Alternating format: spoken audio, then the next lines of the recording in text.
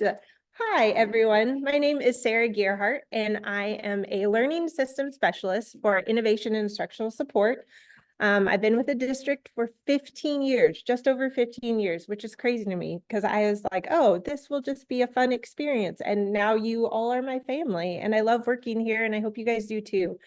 I'm really excited to share with you all about Google. Actually, first off, I'm excited to be with adults. I just want to let you know that because my kiddos got sick the day they got home from Christmas, and one was sick for the first week and one was sick for the second week. And so if I randomly start, telling you to not annoy your brother or go potty or whatever, then I apologize because I have been with small children for 2 weeks solid. And while I love those small children, I'm happy to be with you guys and have adult conversations and all those good things because my word, God bless the mothers, the stay-at-home moms and teachers. I thought that many times. I was like, I'm grateful for his teacher right now. So anyways, good to see you all. We're going to talk about Gmail, Google Docs, Calendar within Google, and then we're going to step into shared Google Drives. Anyone familiar with shared Google Drives? It's very different from my drive. It's a shared one, which means that it's a drive that you share with multiple people. So, in the last year, we've had people come and go, and when they leave, their accounts get deactivated. And the next thing you know, oh, I don't have access to those files, or someone deleted something, and now I don't have access to that file.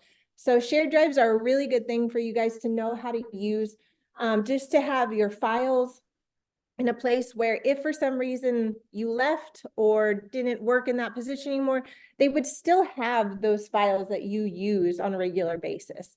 Is everyone familiar with Google Drive? Okay, great. It's like an online hard drive. Hi. It's like an online hard drive. So you don't have to have everything saved to your computer. It's all about productivity and collaboration with other people. And those are the fun things that I'm going to get to show you today. So how often are you guys in Gmail specifically with your atmyfsd.org account? Because I'm going to jump into Gmail first because I am in it all day long, sending messages out to people. And I have found some really fun things that I want to share. Like how you can create a filter to delete those emails that you just don't want to get anymore, so that you never see them in your inbox. They just go right away into the trash, so you don't see them. That's the sort of stuff. Because we can't stop all the spam out there. It's like all over the place. It's going to happen. So if you want to just bump that mail right in the trash, I'm going to show you how to do that. We're going to talk about send later, which is one of my favorite things because I want to get ahead of an email, but I don't want to like sit there and write it and have it sit in my draft, because what's going to happen in my drafts is I'm going to forget it. And then a week later, I'm going to be like, why didn't I send that email? So there's a feature to schedule send, which says, I would like to send this email out at 3:30 p.m. because that's when I know that teachers are sitting at their desk and they're starting to read emails. So that's another fun one I'm going to share. And then at the end of it, I'm also going to share who's on Instagram. I'm not on TikTok. Sorry. I'm not that, it's fine, but I'm just not on TikTok. I'm going to share some fun people that you can follow, that I follow, that I get these tips from. And so hopefully you guys will get some cool tips too. Like one day you're going to be up here and I'm going to be learning from you maybe. So, all right, let's dive in. Let me go ahead and share my screen so you guys can see what's going on. All right.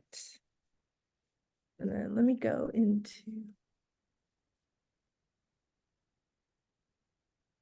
All right, everybody see that for the most part? Everyone online, are you guys good? Can you see that as well? All right. Okay, let's go ahead and start with Gmail. So I'm going to just cover some basic stuff. I'm going to zoom past it, but feel free to ask questions. I'll pause and so you can ask questions. Of course, compose is the biggest deal. Oh, is it dead? Oh, it's dead. Yeah, I'll plug it in. I'll talk really loud too. Are you guys okay with volume? We can do the mic, but sometimes it causes reverb into the Zoom. If not, are you okay with her voice, let's see how that goes, and if not, you know, we I can yell. can.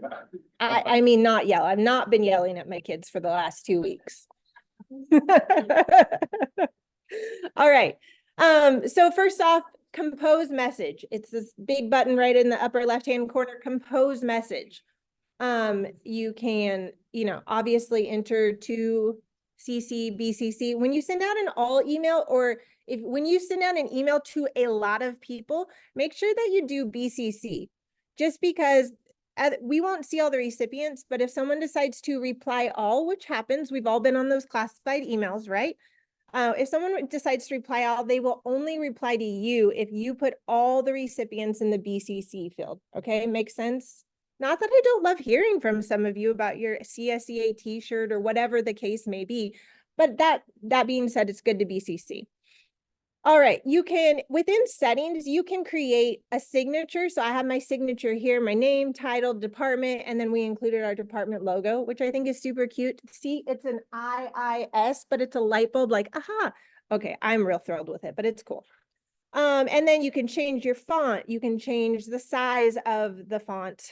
You can change, you know, do a numbered list, a bulleted list, and then get rid of all formatting options or indent or whatever. So what I'm going to talk about down here is I'm actually going to talk about send later first.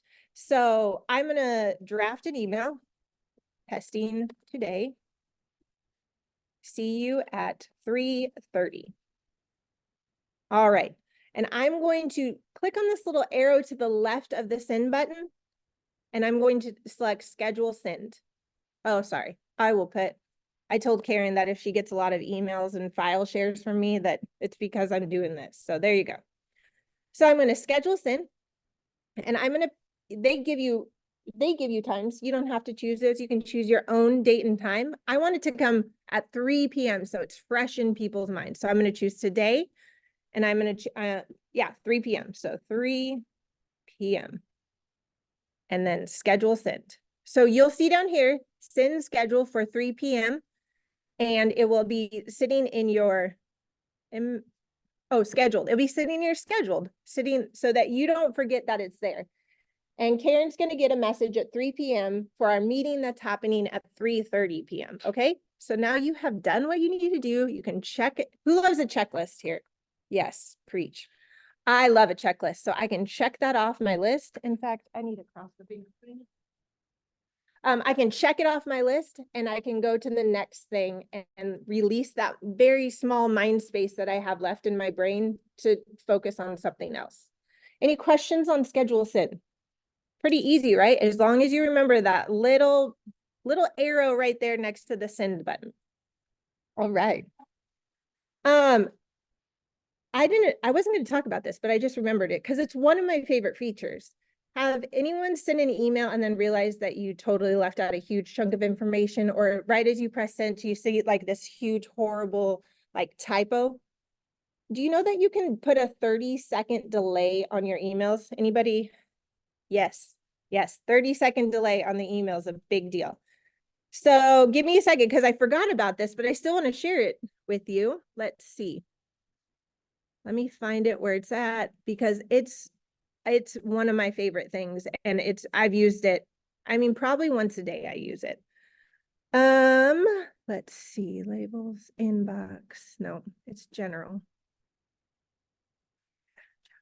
Advanced. Here it is. All right, so let's start from the beginning again. Up in in your inbox. And by the way, like I know that you guys use iPads mostly, but just know that these settings are within the Gmail app as well on your iPad. You can also access mail.google.com on your iPad in a web browser. So that is an important thing to keep in mind too. You don't have to use the app, but there may be more features built into the app on the iPad. So just make a note of that.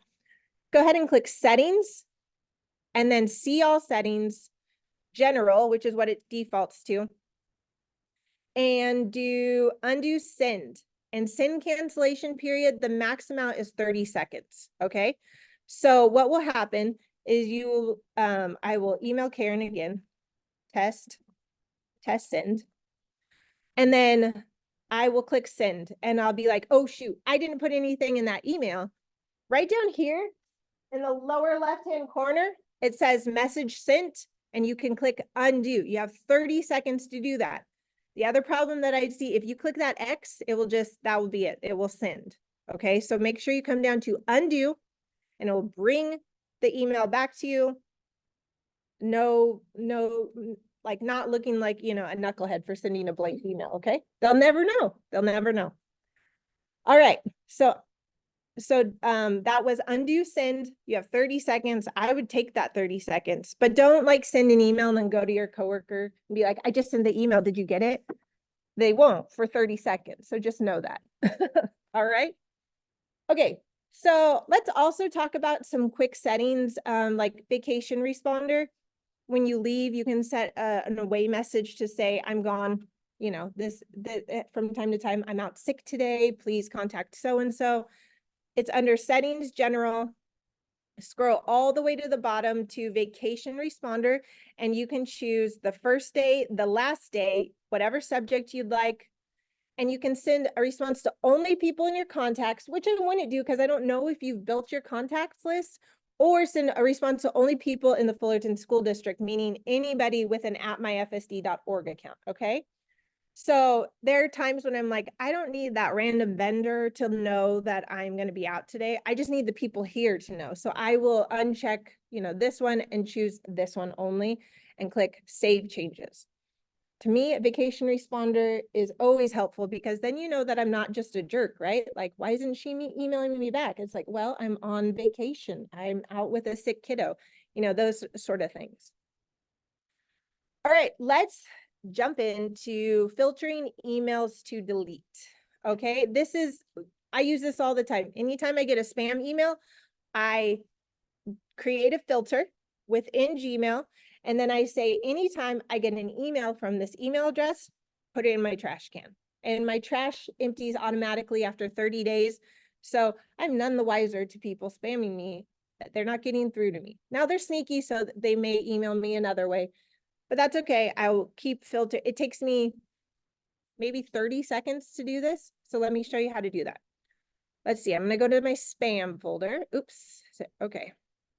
I'm going to go to my spam folder, and actually I like this company, so they're not spam. So I'm going to push that through. I'm going to check this email from Joseph though. I'm going to check that list, and then I'm going to go up to the top here, and I'm going to click on the ... lines. And I'm going to filter. Ooh, what did I just do? Oh, filter message. Oh, I started. That's why. Filter messages like these. Where did you go? Something's happening. Hold on.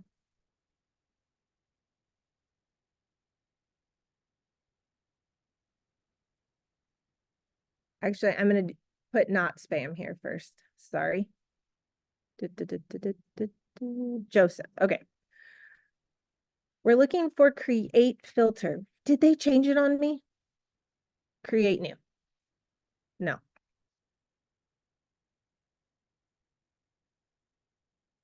Filter messages like these. Where is it? Hold on, guys. Sorry, I just did this morning, so something is off here.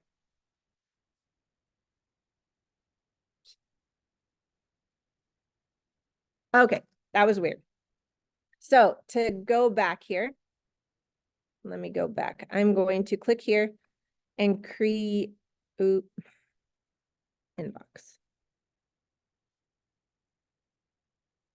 All right, Joseph. Filter messages like these. Great. So the information, sorry about that. That was weird. So the information that I need Google to know about is this guy's email. I don't want emails from this guy. So I'm going to make sure that his email is in that from field. I can leave the rest blank, and I can click on create filter and see. You may not like this may be an email that you're like, it could be any email really, like an email from your principal or from the teacher that you work with, that you could automatically star it, you know, mark it as read, forward it, any of these things. But I want to choose delete it because I don't want to get emails from this guy anymore. And all I have to do is make sure that it says from, enter the email, select delete it, and then hit create filter. You'll see that I probably, well, I don't know. Actually, no. I don't know. I have like a long list of these, just these single like create filter type things. So when Joseph emails me again from that same exact email address, it'll just go straight to my trash. So out of sight, out of mind. We're not stressed about spam anymore, right? We've solved all the problems in the world. Any questions about creating a filter? No? Does anyone have repetitive emails that they have to send over and over again? Like same verbiage kind of thing? I do. Like I have to say, you now have access to this, and here's how you do this, and here's the instructions for that sort of thing. Like, I don't want to type that every single time.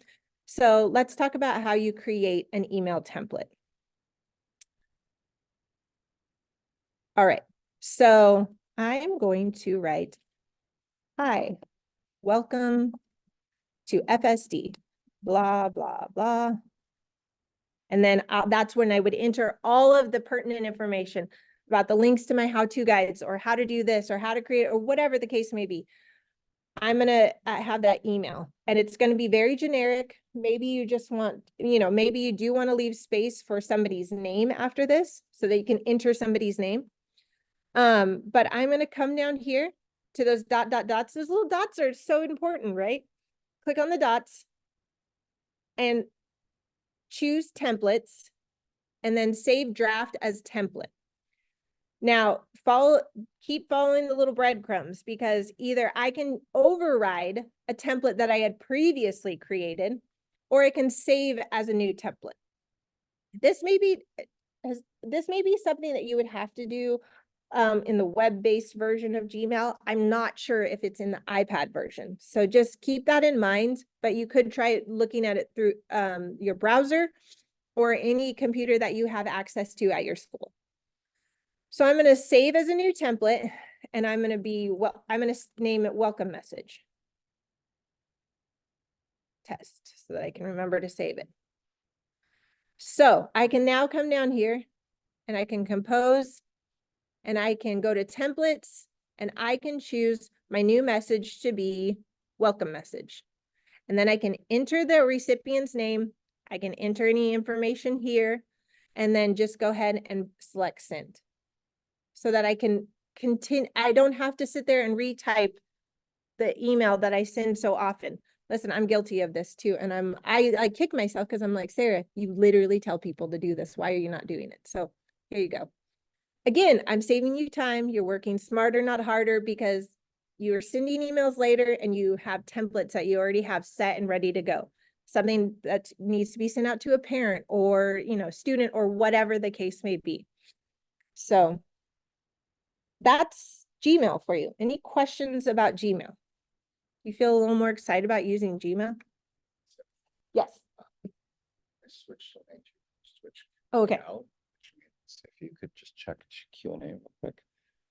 The bottom.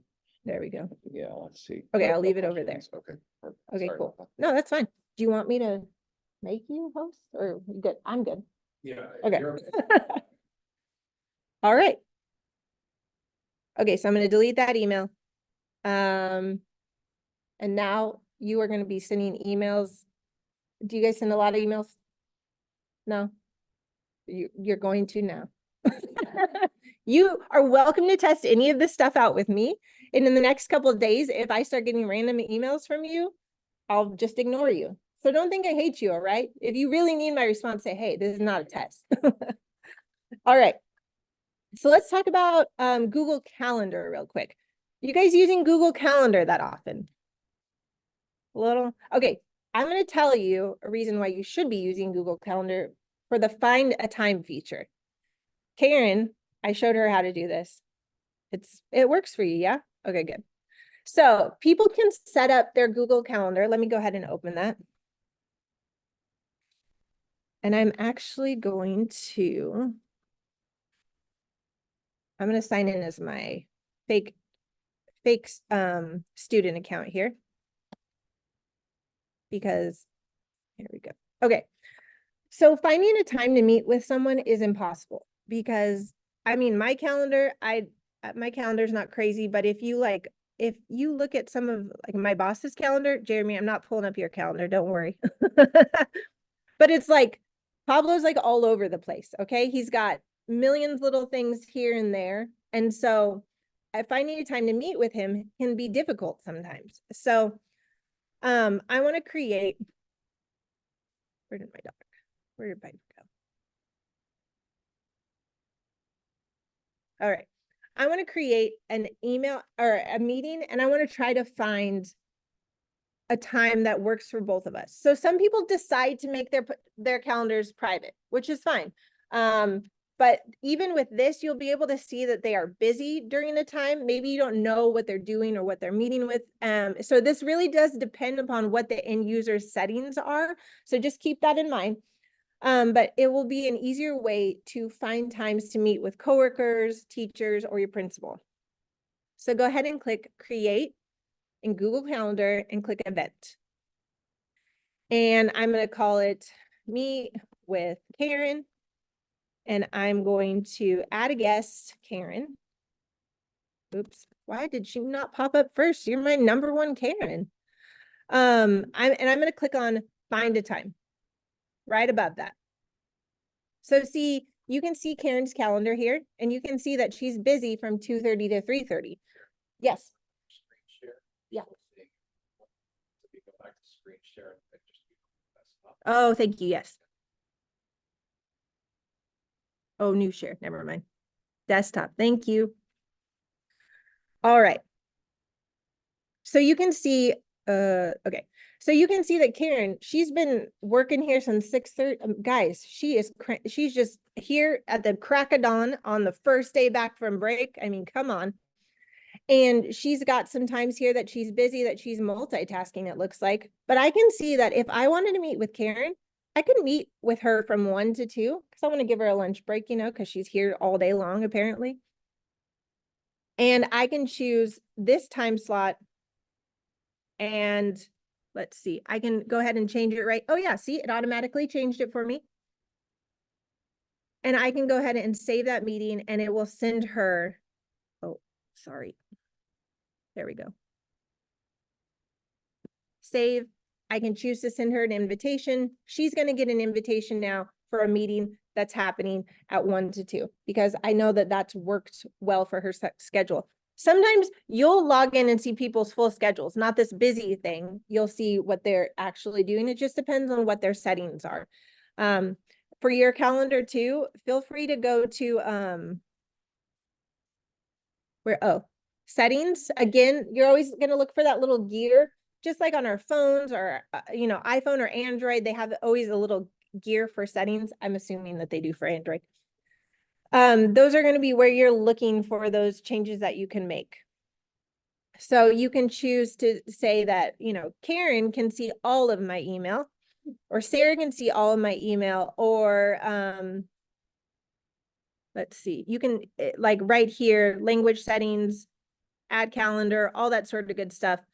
You can see, they can see, who it is, what you're doing. Sorry, I'm looking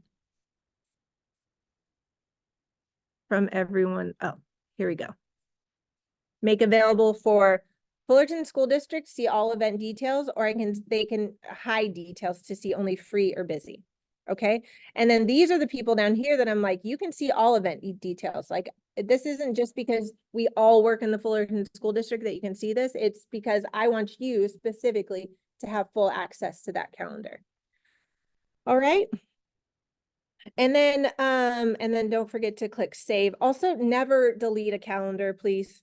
That's happened recently a lot where I'm like, oh, I'm so sorry. All your calendar events are gone. You have to recreate them. And for some people, it's been like a whole year's worth of events that, or NPR reservations or whatever the case may be. So just don't ever delete your main calendar because we can't get it back. So I'm sorry. We can get some things back in the Google world. Like if you ever delete a file, like we can restore files within your Google Drive for up to 25 days. As an admin, I can do that. But for some things, it says it's permanent. Like if you click delete right now, it'll say this is a permanent action. So are you sure you want to do this? Read those pop-ups. I'm telling you, it's important. And then something to keep in mind as well, is you can also always add a calendar that is your, that is a private, not a private calendar, because it's like a sub calendar to your main calendar, but you can create a calendar that is like maybe just for reminders for you. So you can say, send email to so-and-so, check in with so-and-so, so that it's not appearing on your main calendar. And that would be under add a calendar and create a new calendar. So that could be part of your @myfsd.org calendar, but it would be one that's not shared with everyone. Does that make sense? Cool. All right. One other option that I want to talk about too, back on Gmail here, we have these on the side, we have some helpful things like a quick little click to view your calendar, contacts. We have set up Zoom for Google Workspace, so you can click on there and it will open up Zoom within your web browser. But something that you could also use to just help you keep track. I mean, we all use different things. I use reminders on my iPhone to like help me keep track of things because I can say, Siri, do this for me, and she does it most of the time. But Google Tasks is on the side here. And while it doesn't work great within a web browser to remind you to do stuff, it does work well on your phone or iPad. iPad actually would be great, which is what you guys are using anyways.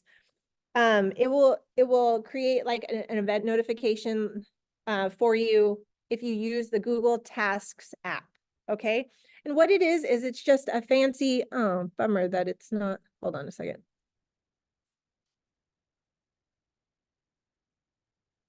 I'll go ahead and give you, while it's not loading here, I'll give you an idea of what, I mean, it really is just a fancy checklist. And I mean, it does have the little bubbles on the side that you can check and get that, gratifying like check mark. So good.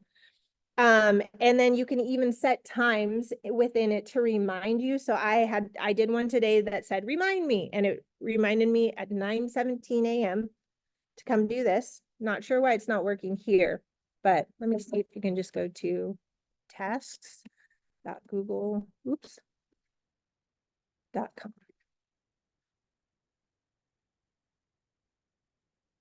Well, I'm telling you it works. Just trust me on that one. But yeah, you can do stuff like I have a main category for my tasks that I can always just pull up on the side of my inbox, which is super nice. And then I have ones that are broken down by like, this department is working with me on a new project and I need a very specific checklist for that project that I'm working on. So that is Google Tasks. It's an app. It is available on their sidebar. For whatever reason, it's not right now, but I'm going to refresh my page and just see. Hey, look at that. So here's my main tasks and just stuff that I need to keep going on a regular basis. And then here's like special programs that I'm constantly working with, to keep, like, I can copy and paste an email in here, which is nice because then I don't have to go digging into my emails. Oh, this is nice too. I can drag an email to the side and it will become like an inbox, a to-do for me.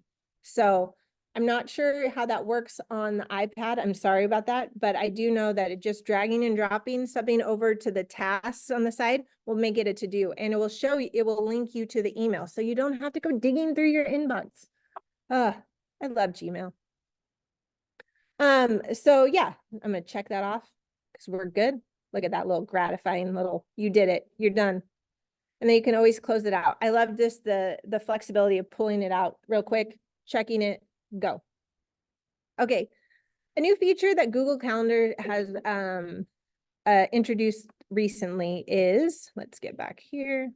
Okay. The ability to take meeting notes directly from a calendar event. So you have been invited to a meeting with your principal and they say, could you take notes, please? And you're like, yes, I can, because I'm just going to click on a link and do that for you. So right here, take meeting notes. Jeremy, don't take note of this though. Just kidding. I'm just kidding. He's like, Sarah, I know you know how to take meeting notes, so you're doing this. So take meeting notes. And what's great about it is it includes everybody who's attending that meeting. It can share with people that are in that meeting. So you don't have to sit there and share all of the meeting notes with everybody over and over again. I can just say, yes, share with all, this is going to go to 2 people, me, share. I can make her an editor, or I can make her a viewer, or she can just comment on it. I'm going to make her an editor, and then anyone in the Fullerton School District can edit. I don't think so. Not today. Oh, wait, share with people. There we go. Share. So now Piper will be the one that has access to those meeting notes, and she can take notes and I can take notes, and we'll be together taking notes, one big happy family. So it already creates a bulleted list for you so that you can, don't have to format things. And I love a good checkbox. I mean, come on. So for follow-up to future meetings, you can create a new checklist. All right. Any questions on that? Q&A people, you with me? All right. I'm gonna just add to this document right here, because Google Docs has been doing some cool stuff with drop downs, with project tracking, and I want to share some of that with you. Something that I always like sharing, that I'm just gonna go off topic here, is that if you don't want to go to drive.google.com and then go new and then new Google Doc or new Sheets or whatever the case may be, you can just go and close this out. You can just go docs.new, and docs.new will take you to a brand new file. Hold on. Guys, hold on one second. It works, I swear. Just spinning. Docs.new. Okay. Docs.new. Hey, all right. So that will take you to a brand new document. You don't have to sit there and click and click and click, just docs.new. Same goes for sheets.new, which is Google Sheets. And then slides.new if you're creating a Google slide deck, okay? It will take you right directly to the source. You're done, you're good to go. I love it. Oh, look at, there it is. Okay, so I want to show you some of the new features that Google Docs has been adding lately. And it is something called, what is it? Smart chips. I love this. So just like we have here, these little like gray bubbles here are called smart chips. So this person has the ability to access this document, take notes, etc. But we can also insert smart chips, and we can add a file. So I want to make sure that I have our notes accessible within the meeting notes so that they don't have to go looking for it again. I can add a file there, insert calendar event so that I can schedule something for the next time that we do this. So I'm going to select network and make, so this is just so that they have access to that Google Calendar event. And then let's see, placeholder chips. Oh, very cool. And then again, people, so I can add more people, like so-and-so will need to be doing this. So I will add her to this document. I can choose to not share that document with her still. So I'm going to do people, Brooke.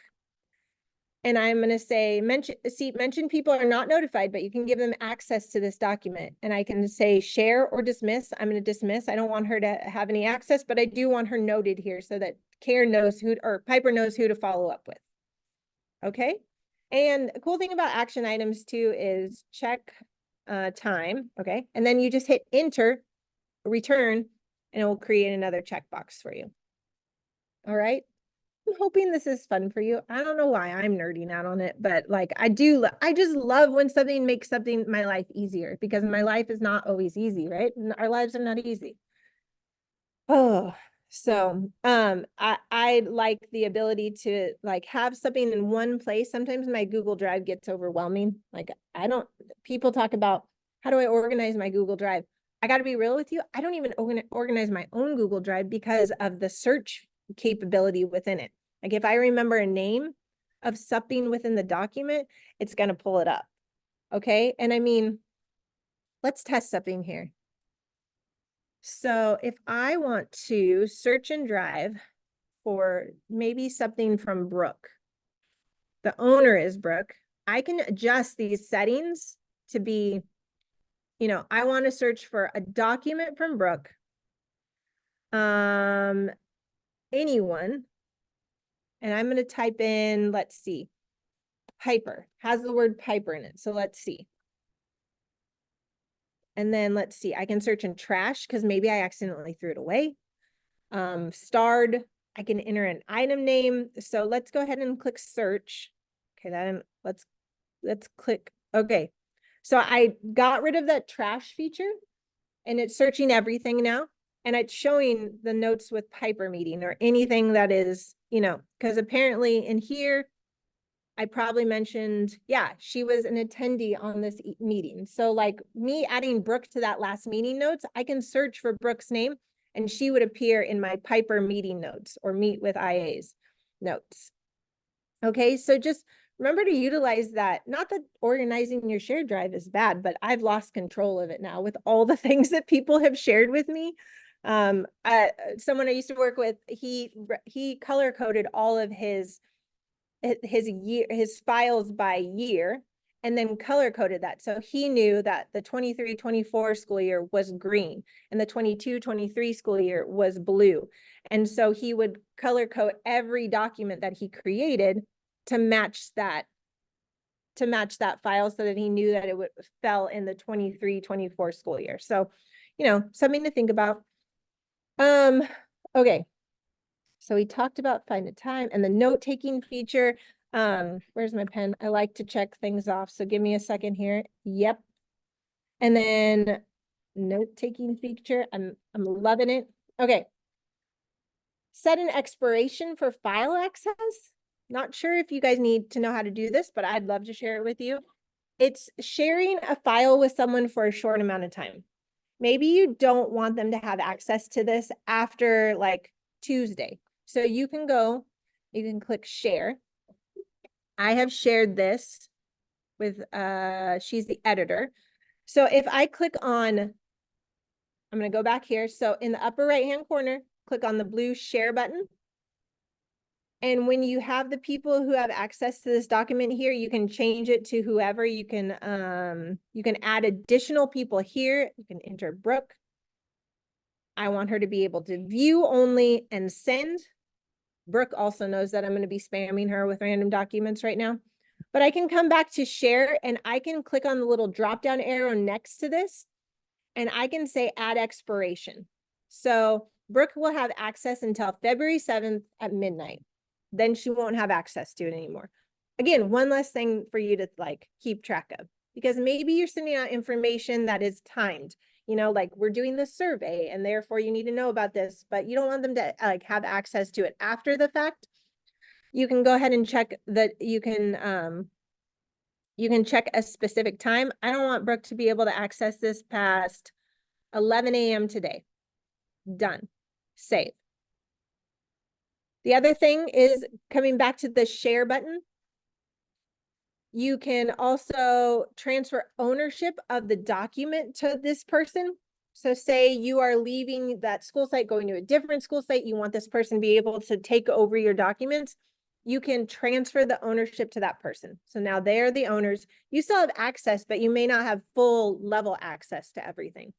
So that's transfer ownership, or you can remove access altogether. I'm going to go ahead and do that. All right. And then let's go ahead. What time is it? Oh my gosh. I only have like a few more minutes, you guys. Okay, then I'm going to pause here. Shared drives is something that you're going to see more of. And just know that when you are using a shared Google Drive, it's different, right? It's My Drive and shared Google Drive. My Drive is all you. That's documents people share with you that go into your My Drive. But if you want a collaborative space, then shared drive is probably what some of your principals and school site, they're going to start creating. they can set up specific levels of like if they are a contributor to this folder, they will not be able to delete items. But if they give you that ability, if they make you a manager in that folder, just make sure that you know that if you delete a document from that folder, you're deleting it for everybody. Okay, so just approach with caution when it comes to shared drives. Okay, my drive, you have a little bit more flexibility. And remember, we can save documents up to 25 days. But like we had someone accidentally delete a whole school folder that had like their recess schedules and all of these things, but they didn't tell me until like 2 months later when they realized it. And I'm like, I can't save that, unfortunately. So just know that that can happen. But shared drives could probably be a whole different webinar, but maybe that will be for a later time. I did want to mention two people that I follow to get information. And that is, one is for Good Code. And sometimes he's inspirational. I'm not into the inspirational thing, you know, like just be better, do better. But what he does is, sorry, let's see if it will work again.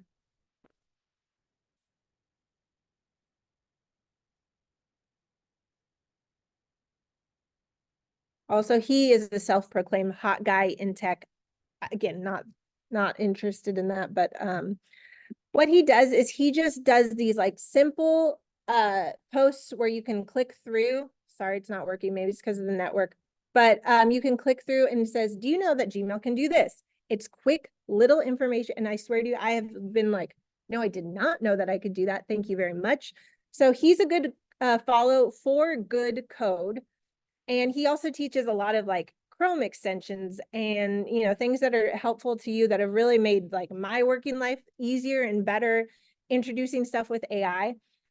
I don't think this will work but another follow is anyone watch KTLA 5 News in the morning? Rich DeMuro is their tech guy, and he's super fun and always does something helpful. Like the other day, he told me that Verizon's going to have a settlement and that if you get this email, there you can do this. And sure enough, I got the email and I applied for the settlement. And because of, you know, I fell into those rules, and I'm like, that was helpful. And maybe I'll be $100 richer because of Rich DeMuro. So another good follow. And then finally, I have some, I don't think this is going to load either right now, but just little things that I'm just Googling helpful stuff all the time, like new features in Gmail, new features in Google Docs that I can stay on top of it and keep it fresh for you guys and helpful for you guys. So thank you for listening. Sorry that we ran out of time. I forgot my Apple Watch today and now I'm lost, although there's a giant clock in front of me, but whatever. So yeah, thank you everyone. I hope I've taught you something new, something that you can use in the new year, not new school year. But yeah, thank you. Feel free to ask me any questions, even offline, like send me an email. It's good to see your faces. I don't feel like I get to see everybody out at the school site. So yeah, I can just stop. All right. Bye everyone online. All right. Where's my Zoom? And you are free to get up and move. Yeah, exactly. Stop share. There you go.